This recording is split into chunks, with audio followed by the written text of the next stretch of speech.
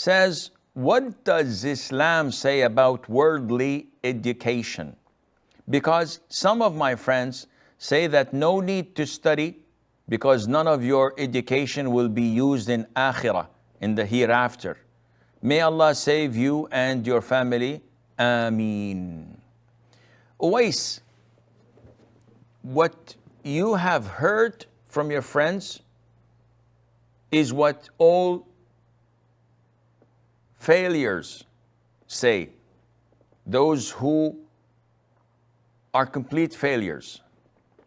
Those who have no contribution to the society. This is what they usually justify their laziness with. Knowledge is divided into two types: Islamic knowledge and other than Islamic knowledge. So I will not speak about Islamic knowledge. Other than Islamic knowledge is divided into two types as well: halal and haram. As for haram knowledge, knowledge of sorcery, this is knowledge. You learn, you implement, but you enter hell because of that. Knowledge of astrology and the impact of the stars on our lives and how they can tell the future with, this is also blasphemous and kufr. Knowledge of what they call beautiful arts, sculpturing, making statues. The most severely punished in hell are those who make and imitate the creation of Allah.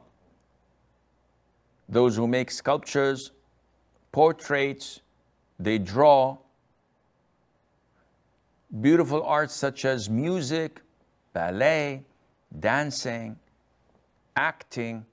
All of this is haram knowledge. Though it's knowledge, you study, you get a BA. And then we have the halal and permissible knowledge, such as medicine, engineering, physics, mathematics, chemistry, all these applied sciences, as they call them, or others that are similar to that. Their claim that such sciences will not benefit you in the akhirah and the hereafter is not entirely correct. On the contrary, these are communal obligation.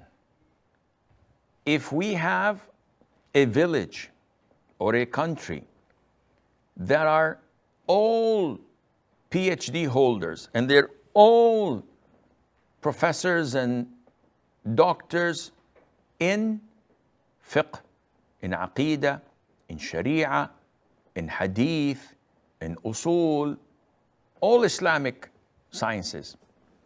This is utopia. This is extremely fine and great. If they fail to produce one medical doctor, one civil engineer to run their city and check the construction of buildings, one architect, one mathematician to teach the kids and the students mathematics in the university, at school, if they fail to produce someone to fill this gap in the society, the whole village or city or town would be sinful because they failed in this communal obligation. Allah Azza wa Jal did not tell all of us to become scholars of Islam. Allah says in the Quran, and it is not for the believers to go forth to battle all at once, for there should separate from every division of them a group remaining to obtain understanding in the religion and warn their people when they return to them that they might be cautious. chapter 9, verse 122. What does this mean? It means that even at times of war, there should remain behind people of knowledge to learn, to acquire Islamic knowledge, and to warn their people when they come back with things that are halal and haram, and be able to advise them. This is a communal obligation. So to claim that we don't need engineers or medical doctors or police officers or administrators to run the country, this is absurd.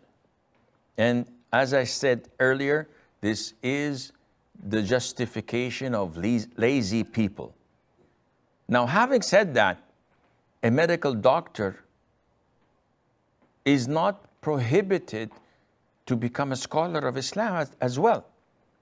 And I know personally a lot of medical doctors, engineers, airline pilots, administrators, lawyers who are knowledgeable in Islam and Islamic sciences.